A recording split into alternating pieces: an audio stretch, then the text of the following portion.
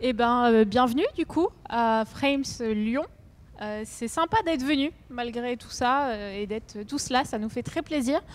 Je ne sais pas s'il y en a beaucoup ou pas beaucoup d'entre vous qui connaissent la chaîne, mais en l'occurrence, Benjamin et moi, on est la chaîne Bolchegeek. Voilà, je fais une petite présentation très rapide de la chaîne pour tous ceux qui ne connaîtraient pas, et puis après on va rentrer un peu plus dans le vif du sujet. Du coup, c'est une chaîne qui parle de plein de choses, qui parle de politique, qui parle de société, qui parle de plein d'éléments au travers des cultures populaires. Si tu veux ajouter des choses, tu me complètes quand tu veux.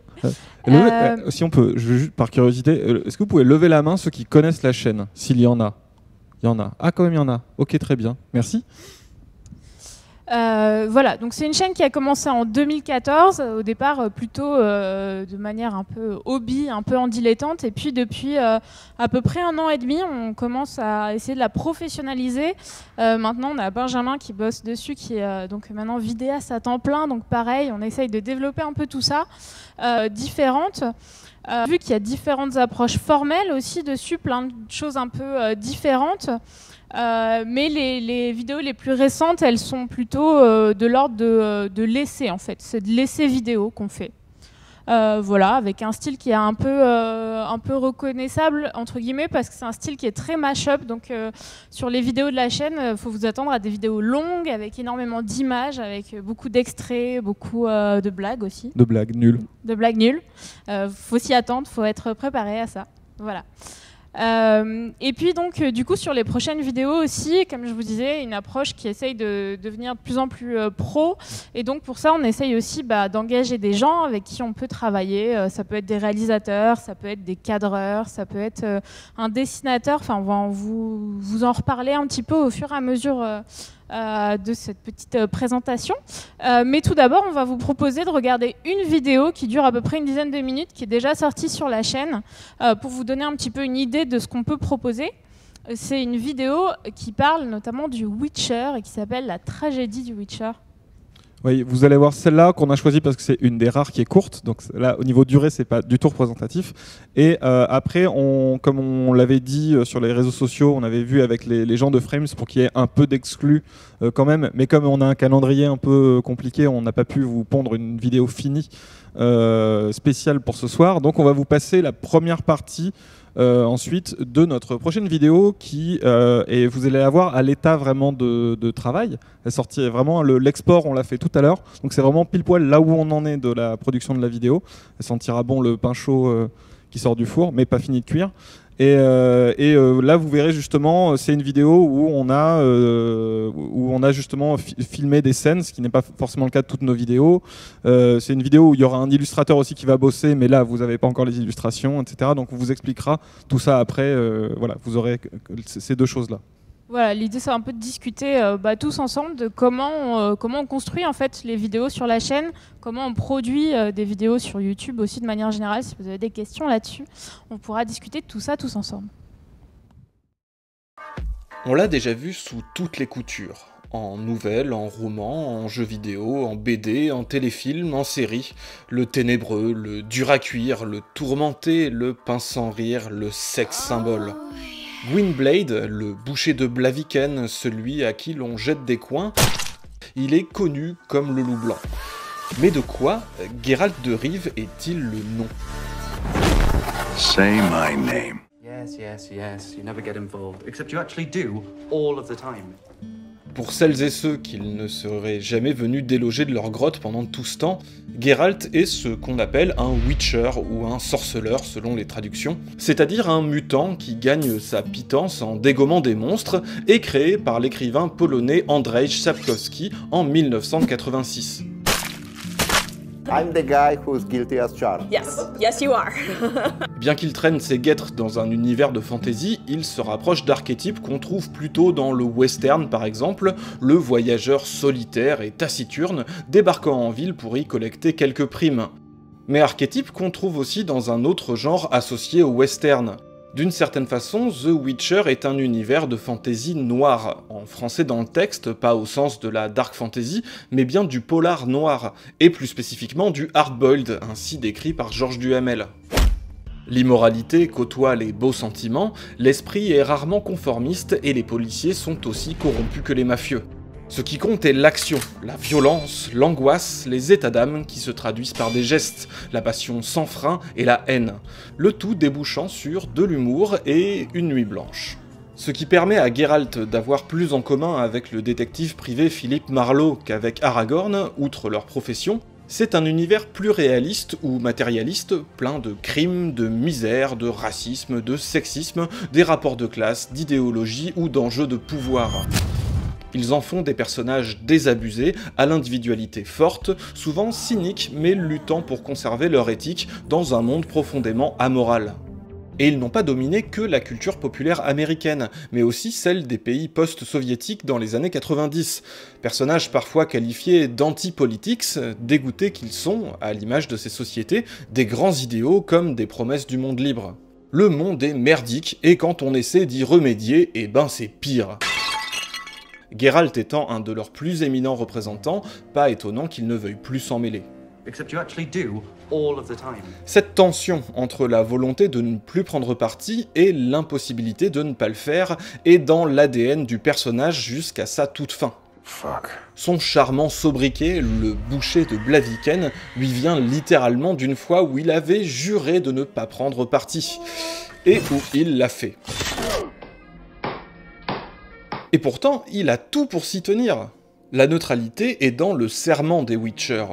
Geralt ne semble pas avoir de position politique, de famille au sens classique ou de nation à qui irait sa fidélité. Geralt est censé n'être que son métier, sa fonction. On l'appelle faire son taf et après il s'en va. On l'appelle faire son taf et après il s'en va. T'entends pas ou quoi? C'est même elle le titre de toutes les œuvres dont il est le héros. Et le principe même de sa création dans cette relecture très matérialiste que fait Sapkowski des contes. This world doesn't need a hero. It needs a professional. S'il y a des monstres à tuer, on n'appelle pas un noble chevalier ou un petit pouilleux futé. Il doit exister quelqu'un dont c'est le métier. On l'appelle faire son travail. Il le fait et il s'en va. Les Witcher ont même la réputation de ne pas ressentir d'émotion. Le profil parfait pour garder la tête froide et la neutralité haute, sans se laisser emporter par les passions partisanes du monde. Yes, yes, yes. You never get involved. Except you actually do all of the time. Alors, pas d'émotion, les Witcher, bon, certes, ils transpirent pas la fiesta. My dad was a drunk. He'd knock a few back, then beat me and Mom bloody. We prayed for his death every night. Il y a aussi Jean-Michel au coussin péteur, Jackie au blague téléphonique, Serge au poisson d'avril, Didier qui dévisse les salières au self. Enfin bref, toute cette bande de dingues, de faux furieux et de gros déconneurs. Mais on voit bien que tout ne les laisse pas de marbre. Bien que solitaire, il est capable de grandes amitiés, d'amour profond et de former des liens familiaux. Si on ne peut pas présager des émotions qui battent derrière cette poitrine, évidemment très très chaude, il est clair que Geralt est mu par des affects. Food, women and wine, Geralt. Des affects tristes ou joyeux, comme on dit, qu'il a bien du mal à garder dans son fourreau. En plus de ça, et c'est souvent lié, Geralt a des valeurs morales et une éthique personnelle. On ne peut pas s'empêcher d'avoir des affects, on ne peut pas s'empêcher d'avoir des valeurs, même quand on est Geralt de Rive. Et ça peut rentrer en contradiction avec cette volonté d'en rester uniquement à ton taf. Take the reward and let's go. Tough hunt. Tougher than yours, that's certain. Parce que t'as beau avoir des principes, si tu veux bouffer, ben tu peux pas faire la fine bouche. Except you actually do all of the time. Just make it quick, Geralt. Si fort qu'on aimerait l'être, on ne peut pas être autonome du monde. Il n'a pas d'en dehors. Le monde, si vous voulez, c'est un peu comme Jasquier. Il te saoule, tu peux prétendre vouloir t'en passer, mais il te rattrape toujours, et t'es bien content qu'il soit là au fond. Déjà, tout bêtement, parce que Geralt, il a besoin du monde, de ses paysans, de ses artisans... Alors, non, pas vous, de ses aubergistes et de partenaires pour les cartes et d'autres types de jeux. Ce qui l'oblige à vendre sa force de travail pour vivre. Et tout comme, réciproquement, les gens ont besoin des sorceleurs pour régler quelques menus soucis. Alors que eux aussi, hein, si on les écoute, ils s'en passeraient bien. You don't give the orders around here. You mutant son of a bitch. What mutant problem? De même, Geralt a d'une certaine manière plus en commun avec ces monstres auxquels les gens l'associent, à la manière de ces détectives faisant paradoxalement plus partie du monde du crime, auquel les braves gens les relèguent pour faire le sale boulot. Et plus ce monde est repoussé à la marge, plus lui-même est mis à la marge. D'autant que, dans cet univers, nombre de monstres sont des personnes, qui aimeraient également que le monde les laisse tranquilles.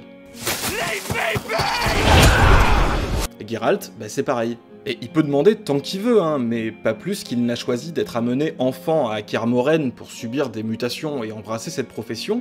Il ne peut pas choisir de ne plus subir cette oppression. Ouais, mais c'est pas toi qui décide! C'est le monde qui a décidé pour lui et qui le définit comme ça. Tout comme ces mêmes gens qui le détestent n'ont pas eu à se mêler de géopolitique pour subir les affres de la guerre. Parce qu'il y en a toujours d'autres qui vont décider et organiser le monde pour toi, alors que tu leur as rien demandé.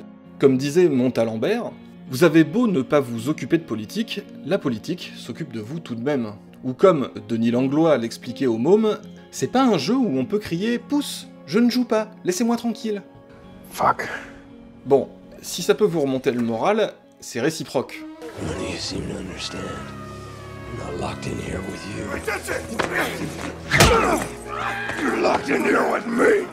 Geralt a en retour un impact sur le monde, même quand ses actions ne sont motivées que par des raisons personnelles et affectives. Purement et simplement de l'imprévisibilité dans les systèmes complexes. L'exemple type est l'effet papillon. Un papillon qui bat des ailes à Pékin peut amener la pluie à la place du soleil à New York.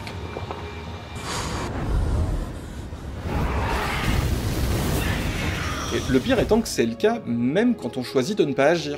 Tenez, si vous prenez cette bande-annonce, si Geralt intervient pour aider la victime, ça a des conséquences. Mais s'il choisissait de pas s'en mêler, ça en aurait tout autant. Pour elle déjà, en premier lieu, choisir de ne pas s'en mêler, c'est une action concrète. Et ça souligne aussi un autre point. Ne pas intervenir, ça n'est pas laisser des chances égales à tous, c'est faire gagner celui qui est en position de force et de domination. Et Geralt illustre très bien cette problématique puisque, du fait de ses capacités, sa puissance d'action est très forte, ce qui lui donne une énorme responsabilité sur le cours des événements. Il peut effectivement faire gagner le camp désavantagé, là où pour nous le problème sauterait moins aux yeux parce que... Enfin je sais pas vous, mais moi je suis pas Geralt quoi. He should call himself Ass Kick instead. That doesn't even make sense. Notre responsabilité est plus diluée, mais elle est là quand même, et surtout collectivement. Mais même Geralt, il en risque pas moins gros, ce qui est vraiment très appuyé dans les bouquins. Et quand il intervient, c'est souvent justement parce qu'il y a une asymétrie, une injustice, en prenant le parti du petit, de l'opprimé. Pour finir, tout ça a une implication à laquelle on pense pas forcément. Ne pas prendre parti est un acte. Et donc une option à notre disposition pour agir sur le monde. On n'est pas tenu de choisir un des camps tels qu'ils nous sont présentés pour avoir un impact. On n'est pas obligé de choisir, comme on dit, entre la peste et le choléra. Et ça reste un choix d'action, un choix concret. Il arrive même que le choix le plus juste soit de refuser les termes du choix. On peut activement refuser la rhétorique du moindre mal, et ça a un impact. Evil is evil, Stregobor. Lesser. Greater, middling. It's all the same. I'm not judging you. I haven't only done good in my life either. But now, if I have to choose between one evil and another, then I prefer not to choose at all. Il faut juste en prendre la responsabilité. Tout dans la vie est affaire de choix. Mais que choisir? Fromage ou dessert? La bourse ou la vie? La gauche ou Mitterrand? Cette option est cruciale, car elle participe à ce qui permet à Geralt d'agir en accord avec ses principes. Redéfinir les termes du choix. Être un Witcher, au fond, c'est combattre le mal et les monstres. Ce qui peut le mettre devant des contradictions vis-à-vis de ses valeurs. Mais il va parfois pouvoir remettre en cause ce qu'est le mal. Et encore heureux pour lui, parce que pour beaucoup, il est le mal. Et pas au sens... Le mal. Tout comme il peut être amené à remettre en cause l'acception qu'on a de la monstruosité qu'il est censé combattre. D'après lui, le premier monstre qu'il ait rencontré n'était pas une succube par exemple, ou un vampire légendaire, mais selon ses mots, un chauve, avec les dents pourries, cherchant à violer une jeune fille. Un monstre, quoi. What are you doing? Killing monsters. Geralt aimerait ne pas s'en mêler et qu'on le laisse faire ce qui lui chante. Mais ce n'est qu'un vœu pieux, parce que le monde ne laissera jamais faire Geralt. Ah, fuck. Et que Geralt n'arrivera jamais à laisser le monde faire. I realized you can't not care about things you actually care about. You can't fool yourself. Fuck. C'est ce qui lui fait prendre parfois le parti du dragon contre le chevalier, de la bête contre la belle. When I was doing and saying exactly what I wanted, it always felt better when it was also the right thing to do. You know what I mean? If you're a good person, doing things you want to do is the same as doing good. Et le monde étant ce qu'il est, il n'en tirera même pas de gratification ou même une issue positive. Bien au contraire. Personne n'a dit que c'était facile, mais c'est pas comme si on avait le choix. Et c'est peut-être ça, la tragédie dont Geralt de Rive est le nom. No matter what you choose, you'll come out bloody and hating yourself.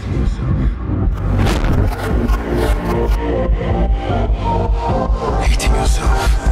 Hating yourself. I'll take my coin now.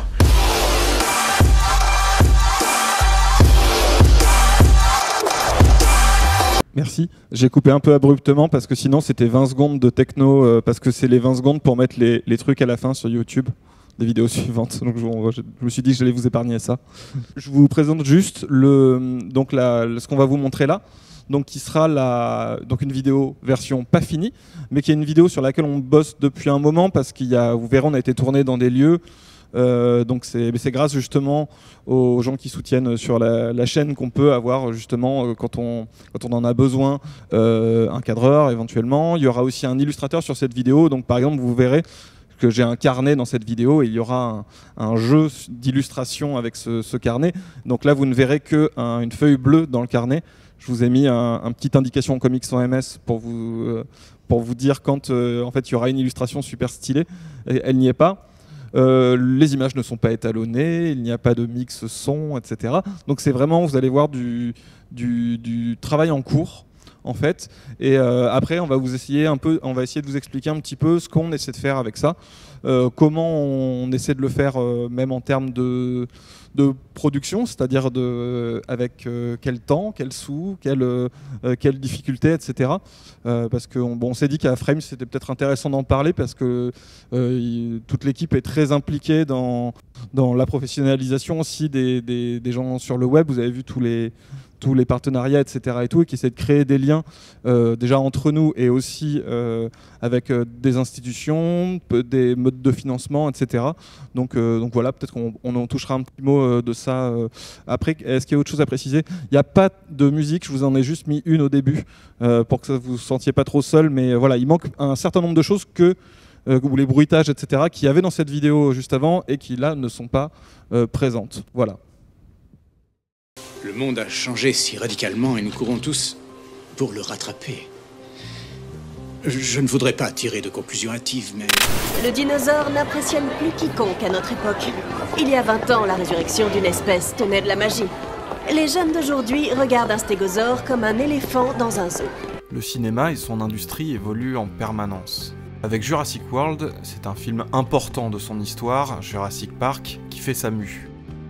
Qu'est-ce qui s'est passé entre-temps? 2 blockbusters à grand succès, séparés par 22 années de production cinématographique, 2 sagas, 2 époques, 2 générations de réalisateurs et de public. Alors, quel est le problème? Quel est le problème avec Jurassic World?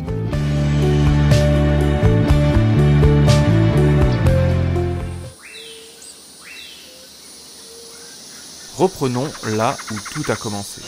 On va voir si ces fumiers s'accrochent encore à 90. 1993. Les cartes dans les salles de classe n'ont pas eu le temps d'enlever URSS et la guerre froide. Maintenant, c'est eux.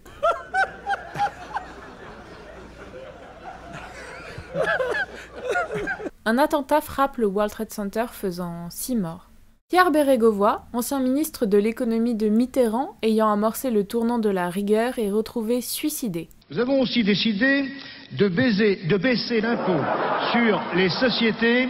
Excusez-moi. Tandis que le maire de Neuilly négocie avec un preneur d'otages. On a tout essayé, j'ai été chercher l'argent. Au cinéma, pendant que certains sauvent Willy, Jacouille, lui, esponge. Et musicalement, Daft Punk vient de se former, mais c'est Jordi qui est 2 fois au top 50. Big Flo vient à peine de naître. La téléphonie mobile débarque en France, annonçant la mort du bebop. La société Pentium se crée avec le développement des ordinateurs de bureau. C'est un CD-ROM interactif! Avec eux, les premiers navigateurs faciles d'accès qui permettront l'explosion d'Internet. Je vais appeler Internet et leur demander de me faxer les numéros de téléphone de toutes ces femmes. À l'époque, j'ai 7 ans. Aussi loin que mes souvenirs remontent, j'adore les dinosaures et je les collectionne dans le grand fichier des dinosaures aux éditions Atlas. Comme beaucoup de gamins de cet âge à cette époque, je veux être paléontologue. Une passion en adéquation avec l'air du temps, et un film ne va rien arranger. Je vais le voir accompagné. Flippé quand le T-Rex attaque, un de mes chaperons me dit quand je pourrai rouvrir les yeux. Sauf qu'il me donne le signal exprès à ce moment-là.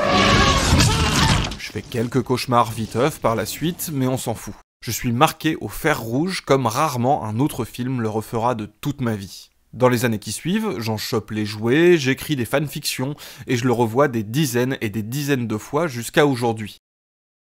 Il y a des suites que j'apprécie plus ou moins, qui m'énervent plus ou moins, mais je reviens toujours au premier. Ça change pas. Faut dire que le film vieillit pratiquement pas, en tout cas vachement moins que moi, un peu comme un portrait de Dorian Gray inversé. Pire, cette grande cuvée se bonifie avec le temps. Je redécouvre à chaque fois un chef-d'œuvre de la culture populaire, toujours pour de nouvelles raisons.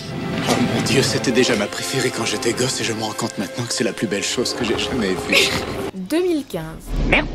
Obama est président pour son 2e mandat. Poutine, lui, en est déjà à son 3e. Ce type-là est Premier ministre. Tu te souviens de la merde que j'étais, moi, sous Hollande ? Mais que tu m'as connu et qu'on était tous. Hein. Le maire de Neuilly n'est déjà plus président, sans parler de négocier avec des preneurs d'otages. De ce côté, pourtant, on a déjà subi Charlie Hebdo et l'hypercachère, mais pas encore le Bataclan.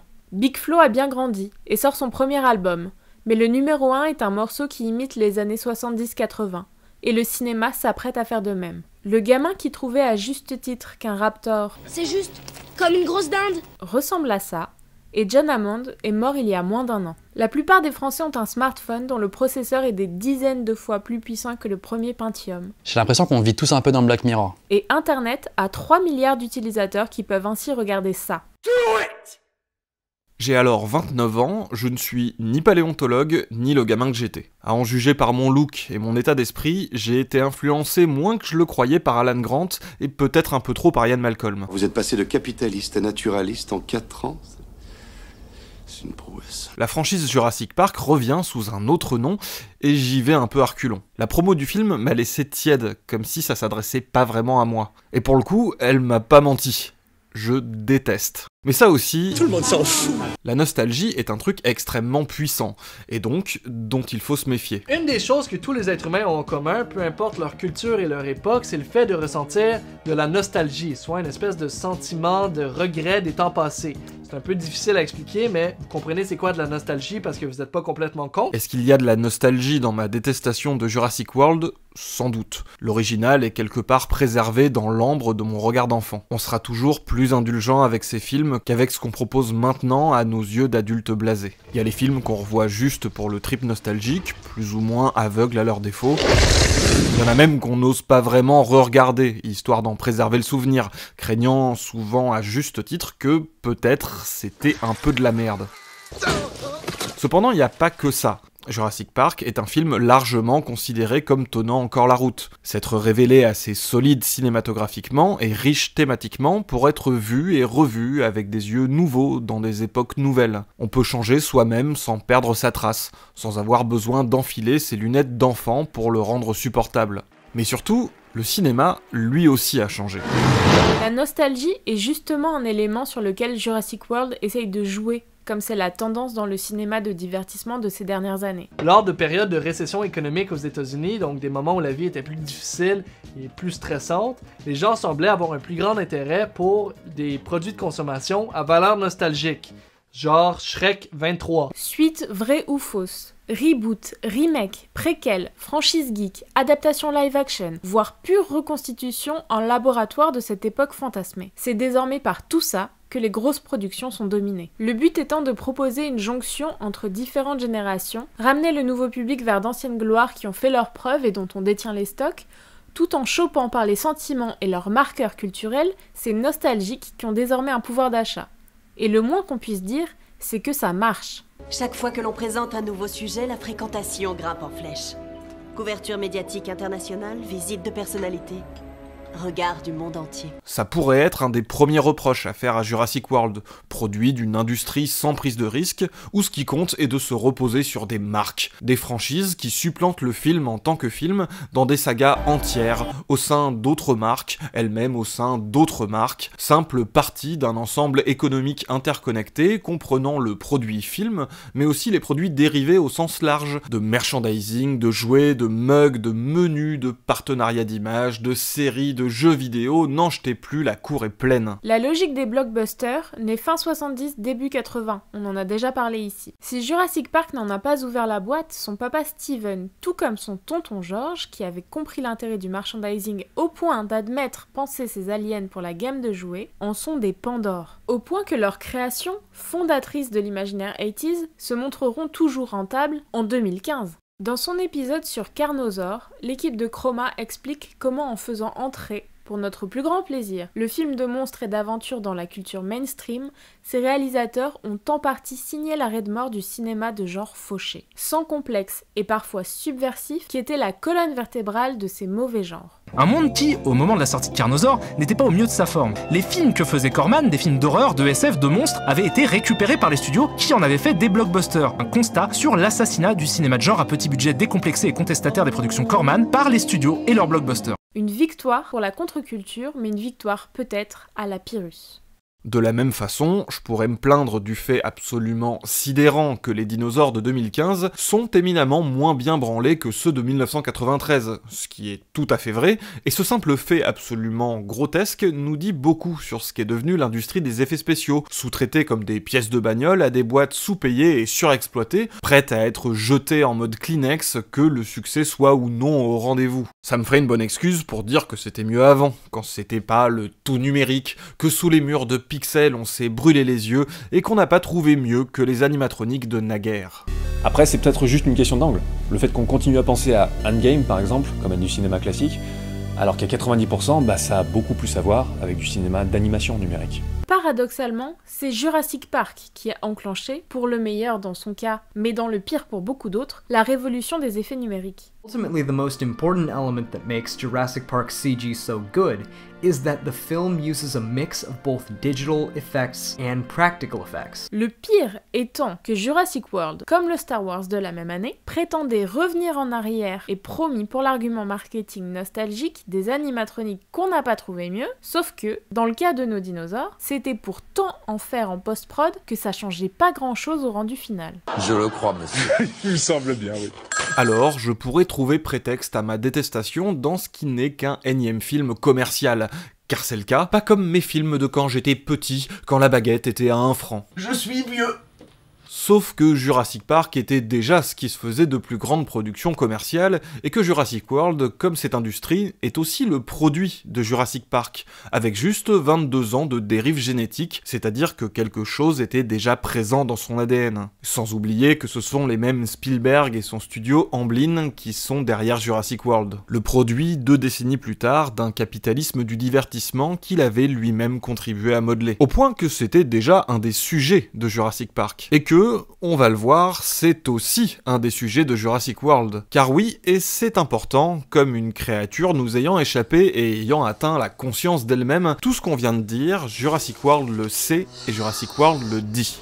Petite futée. J'aimerais pouvoir dire que Colin Trevorrow, lorsqu'il réalise cette nouvelle version, a ruiné mon enfance, et qu'il a rien compris à l'original. I saw Jurassic Park and I was 16 years old. It taught me a lesson about what great movies can do. To me, it wasn't so much about the movie, it was more about our culture in general, and like this desire for constant upgrades and, you know, entertain us more, and a bit of a blasé attitude about the scientific, technological, and also natural wonders around us. Because we have seen everything now, we have the internet. J'aimerais, ça ferait une chronique plus simple. Mais c'est bien parce que l'un est un descendant de l'autre qu'ils nous permettent de voir ce qui a évolué. Alors on y revient. qu'est-ce qui a changé?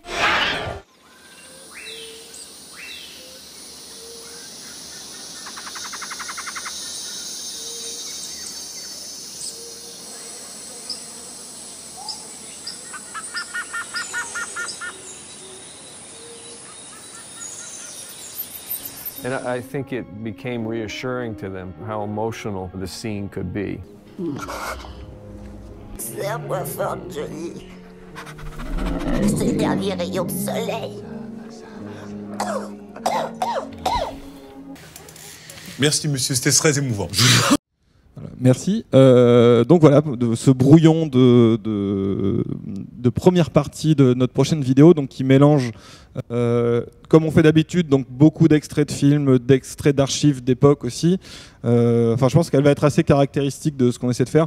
Beaucoup de blagues. D'ailleurs, en fait, on voit beaucoup de Thomas Gauthier dans les 2 vidéos qu'on a vues. C'est les 2 seules vidéos où on le voit. Mais je le recommande, Thomas Gauthier, c'est très bien. Voilà, et ça c'est bien sûr quelque chose qui va changer, hein. Il y a déjà des choses là que j'ai repérées où je sais que je vais changer des trucs et tout. Toi aussi, je pense que tu n'étais pas d'accord avec tout. Voilà, et où est-ce qu'on va avec ça et pourquoi on le fait comme ça? Je vais essayer de vous l'expliquer assez vite. En fait, cette vidéo va être en 3 parties. Donc vous avez vu la première, il y aura la deuxième, là, les Avengers du CNRS. Cette première partie parle plus de l'évolution de l'industrie en tant que telle, l'industrie du grand spectacle hollywoodien. La deuxième partie parlera plus des personnages qui apparaissent dans et Jurassic Park et Jurassic World et sur une évolution des représentations entre ces films séparés par 22 ans. Et la troisième partie serait plus comment dire, sur l'aspect méta du film et sur le propos de Jurassic World et mise en perspective avec le propos de Jurassic Park. Et en gros, vous avez un peu un résumé du projet de la chaîne avec ça, dans le sens où vraiment, nous, ce qui nous intéresse dans l'approche du cinéma, c'est le cinéma en tant qu'industrie, c'est-à-dire une industrie qui, je vais faire le matérialiste de base, hein, mais qui implique des travailleurs, des créatifs, des rapports de force, des actionnaires, des marchés, etc., qui donc impactent les films qu'on regarde. Même si on aimerait bien se dire que ce sont des pures œuvres de l'esprit complètement déconnectées de leurs conditions de production. La deuxième partie sur les représentations, c'est aussi quelque chose qui nous intéresse énormément puisque c'est surtout dans les cultures populaires, comme ça touche un grand nombre de gens, et que beaucoup de gens s'investissent dedans, les représentations qui y sont données ont une importance sociale vraiment importante, à ce qui nous semble. Et la troisième partie sur purement le propos du film. Alors par propos, j'entends pas forcément le message, comme si, on en parlait tout à l'heure, comme s'il y avait un message faxé dans le film qu'on est censé réceptionner, mais c'est un film qui essaye de dire des choses, et très volontairement dans le cas de Jurassic World, et qui en dit aussi de manière un peu involontaire sur ce qu'il est, sur ce qu'il essaie de représenter, etc. Et voilà, et c'est un troisième aspect de ce qu'on essaie de développer sur la chaîne. On va passer rapidement aux échanges avec vous. Juste pour petite précision, sur le même format que vous avez vu, la vidéo sur Geralt est sortie juste avant sur la chaîne, donc la toute dernière vidéo en fait qui a été postée sur la chaîne, une vidéo qui parle de John Hammond et qui parle justement de l'industrie du divertissement en tant que telle. Donc voilà, si jamais vous n'avez pas vu les vidéos, si jamais vous ne les avez pas toutes vues, pour patienter en attendant l'industrie du divertissement, et parler déjà un petit peu de Jurassic Park, de dinosaures et d'industrie du divertissement, et il y a déjà une vidéo sur la chaîne qui parle de ça, qui est un petit préambule un petit peu. Et juste une petite chose, j'avais dit que je parlerais justement de nos conditions de production. Donc juste très vite fait pour une vidéo comme ça. En fait, nous, ça fait pas très longtemps que moi je suis vidéaste à temps plein, et en plus c'est pas à temps plein sur la chaîne, c'est-à-dire que je fais aussi de la vidéo à côté pour d'autres gens. Et ça et toi tu prends sur ton temps libre pour travailler sur la chaîne. Rien que le fait de pouvoir dégager du temps, que je passe pas à travailler à autre chose pour pouvoir manger, ça c'est permis. Il y a différentes façons de le faire. Nous on n'a pas encore par exemple de CNC qui est un truc qui le permet. On peut faire des dossiers CNC, ça viendra peut-être un jour. Vous avez vu sur la première vidéo, on a le Partip qui est une petite blague. En fait c'est le Partip, c'est nos tipeurs sur Tipeee et Utip, et qui sont donc des gens qui donnent un petit peu d'argent. Ça peut être 1 €, 10 €, 20 €. Enfin, voilà, des fois c'est par mois, des fois c'est... Et c'est ce qui nous permet aussi, par exemple, de ne pas avoir de sponsors. Et parce que on nous a proposé des sponsors, et nous, pour des questions de ligne éditoriale notamment, et d'éthique personnelle, dans certains autres cas, on peut se permettre de les refuser parce qu'on a ça. Et voilà, et parce qu'on essaie de développer aussi des projets avec d'autres structures, avec d'autres institutions, etc. Voilà, et tout ça pour dire, parce qu'une vidéo comme ça, il y a un cadreur avec du matériel, même si c'est des copains, etc. Et qu'on a, en fait, on a plus ou moins profité du tournage de notre équipe de vidéastes que vous connaissez peut-être, qu'on ne citera pas. Mais enfin voilà, on a ça. L'illustrateur, donc les illustrations auront une vraie place. Là, vous les avez pas vues parce qu'elles sont pas faites encore. On tient à le payer, encore une fois. Et voilà, tout ça, c'est des coûts. Et voilà, et du coup il faut se rendre compte de, c'est juste voilà, pour donner un petit mot, pour se rendre compte de forcément ce qu'il y a derrière aussi, pas que en termes de pur travail brut et de volonté pure, mais de choses qu'on a besoin de régler aussi pour pouvoir faire exister ce genre de projet. Sur un micro-teasing sur l'illustrateur, vu qu'on est à Lyon, est-ce qu'il y en a qui connaissent la chaîne de Passé Sauvage dans la salle? Ouais. Est-ce qu'il y en a qui ont regardé l'Odyssée Sauvage? Ouais, et ben c'est le même illustrateur qui a travaillé avec Clotilde, avec lequel on a la chance de travailler sur la vidéo qui va arriver. Voilà, mini teasing de la vidéo. Et du coup, si vous avez des questions, des choses sur lesquelles on peut échanger tous ensemble. Je connais pas du tout. Enfin, moi, du coup, je voulais parler de la première vidéo sur The Witcher.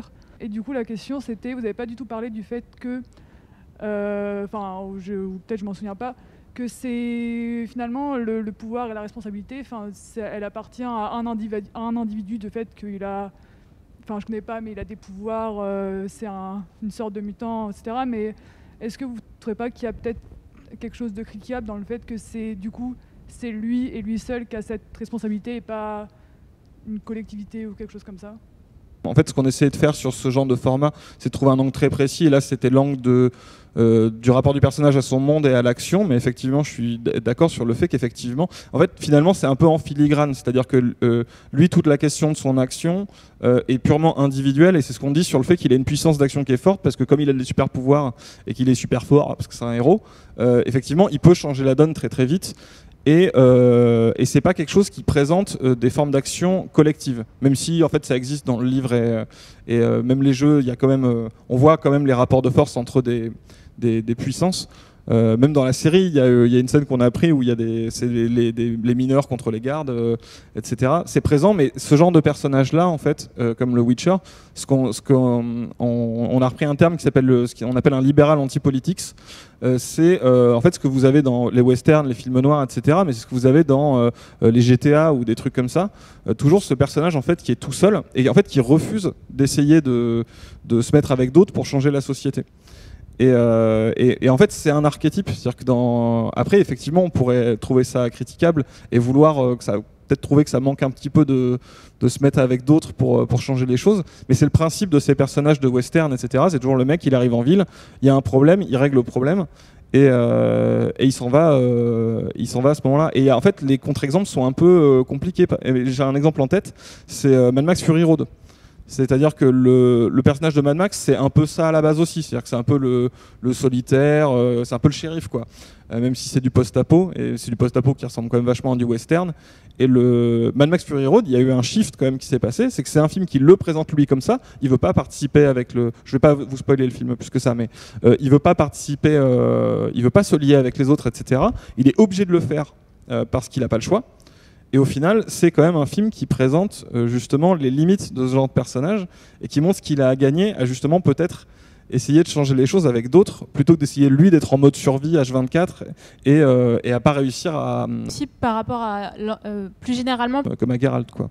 Voilà, je sais pas si c'est ça. Après, aussi par rapport à plus généralement par rapport à ta question, effectivement, et tu parlais du nom de la chaîne, oui, il y a des angles politiques, il y a des biais politiques comme chacun, et on nous a accusés de faire de la propagande dissimulée, etc. Donc visiblement, c'est pas clair pour tout le monde que c'est une chaîne légèrement orientée politiquement. En tout cas, c'est en filigrane sur pas mal de vidéos la question du rapport de force et qu'elle soit entre un individu et un groupe, mais que ce soit aussi, quelle est la force du collectif par rapport à une seule personne qui est une personne de pouvoir, notamment, on l'a vu la scène du banquier à Sintra, etc. On parle de la force des travailleurs, on parle aussi quand on parle dans l'industrie du divertissement, on parle de différentes forces qui s'opposent, qui peuvent être des industriels d'un côté, des actionnaires, et puis le public en fait. Qu'est-ce que nous, en tant que masse informe de consommateurs, on peut peser ou représenter dans cette industrie-là? Donc si c'est des questions qui t'intéressent, en tout cas, elles sont un peu en filigrane tout le temps, parce que c'est des questionnements qui nous traversent nous aussi en filigrane un peu tout le temps sur quelle est notre force d'action, quel est notre poids d'action par rapport à la place qu'on occupe dans la société telle qu'elle est aujourd'hui et dans laquelle on doit vivre. Moi, je vais plutôt poser la question sur le processus d'écriture. Là, je vois par exemple sur l'épisode qu'il y a eu sur le contrat social avec John Wick ou ce genre de choses, est-ce que ça tombe... Enfin, vous avez déjà une idée de ce qui se passe avant de commencer l'écriture, ou alors vraiment c'est un processus qui doit être, j'imagine, très long et qui va bouger au fur et à mesure du temps, au fur et à mesure des sources trouvées, ce genre de choses? C'est vraiment la technique d'écriture qui va m'intéresser pour le coup. En fait, notre manière de travailler à tous les deux, c'est déjà de discuter beaucoup. On est en duo, on travaille pas mal en équipe sur les sujets qu'on veut aborder. Il y a des vidéos sur lesquelles ça s'est fait assez naturellement, assez vite. Voilà, il y avait l'idée, il y avait le sujet, il y avait le matériel. C'était assez évident pour nous ce qu'on voulait en dire. Et c'est allé assez vite. Et il y a des vidéos comme le syndrome Magneto, comme John Wick, qui ont été beaucoup plus difficiles à faire et qui se sont aussi beaucoup faites au fur et à mesure du montage, parce qu'à un moment donné, il faut avancer, il faut aussi, on parlait de production, produire et fournir du contenu sur la chaîne, parce que déjà c'est ça qu'on aime faire, et puis c'est ça dont on vit aussi en partie, au moins à 50%. Donc il y a ces thématiques-là qui rentrent en compte. Mais par exemple, une vidéo comme John Wick, c'est une vidéo sur laquelle il a fallu énormément de travail, notamment de lecture. Et en l'occurrence, je suis contente, par exemple, que Benjamin en ait fait une grande partie, parce que si j'avais dû lire Grabber sur la dette, en plus, moi, par exemple, de mon travail salarié à 35 x heures par semaine, c'était compliqué de faire ce format-là aussi rapidement, entre guillemets. Oui, il y a beaucoup de travail, il y a beaucoup de préparation, et au fur et à mesure, quand même, ça s'articule, et il y a des choses qui prennent sens, parce que le montage fait sens aussi. Et parce que le montage, et surtout sur une chaîne comme celle qu'on essaye de faire, c'est de l'écriture, enfin, c'est une forme d'écriture à part entière, c'est une forme de narration. Et donc, il y a au moins 3 temps d'écriture sur la chaîne. Ouais, et même pour préciser, parce que John Wick, c'est une vidéo qui est relativement récente, pour ceux qui ne connaissent pas, qui s'appelle John Wick et le contrat social. Elle est suffisamment fraîche, je me souviens du processus. En fait, il va être très différent de là, par exemple, ce qu'on essaie de faire avec Jurassic World, ou même ce qu'on avait fait sur la première chose qu'on a fait sur Jurassic Park, où c'est des choses qui sont quand même plus basées sur le film en tant que tel. Et après, c'est essayer d'apporter un angle. Et du coup, la phase de recherche va être plus restreinte là-dessus, puisqu'en fait, pas tout est dans le film, faut pas déconner, parce qu'il y a quand même pas mal de recherches à faire en plus, pour ne serait-ce que pas dire de conneries. Mais on n'invoque pas des concepts super profonds. John Wick et le contrat social, et c'est pour ça qu'elle est très longue. Et pour répondre sur à quel moment on sait vraiment ce qu'on fait, c'est parti du fait que dans John Wick, pareil, je ne vais pas vous spoiler, mais c'est organisé autour d'une espèce de société secrète, et je trouvais ça intéressant de prendre ces 5% de films qui ne soient pas que de la pure bagarre, et qui est cette espèce de background assez intéressant qu'il y a derrière. Et c'est eux dans le film qui parlent de contrat social. Il y a une scène où en fait ils emploient le terme, et je pense que ça a été le petit déclic en me disant, ah ouais, il y a quand même un...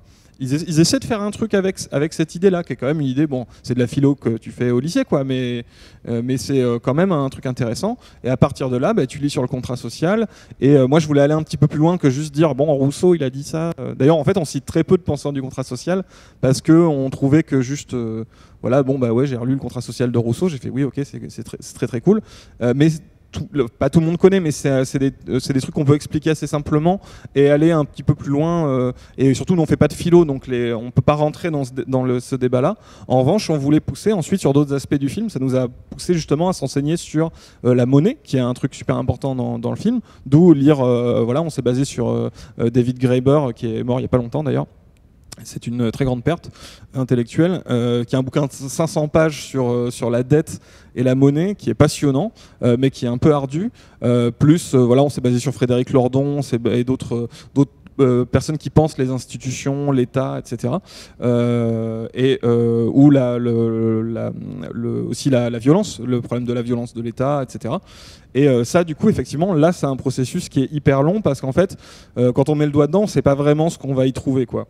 On peut avoir des contre-intuitions, c'est-à-dire se rendre compte qu'en fait on s'est intéressé à un sujet en passant complètement en fait à côté de quelque chose, mais c'est pas grave parce qu'on va retrouver quelque chose d'intéressant, quoi. Et puis même si on ne fait pas d'actualité, nous en l'occurrence on se base sur des œuvres de culture populaire pour parler de sujets qui nous tiennent à cœur, mais quand on fait une vidéo comme par exemple John Wick et le contrat social, qu'on parle de la violence de l'État et qu'à ce moment-là, au moment où on produit cette vidéo, il y a tout le mouvement Black Lives Matter, il y a toutes ces manifestations, toutes ces images aussi de différents types de violences, que ce soit en France, aux États-Unis, etc.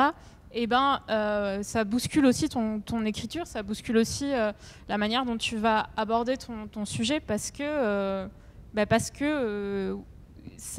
tu es, encore une fois, et c'est ce qu'on dit tout le temps sur la chaîne, tu vis dans une société.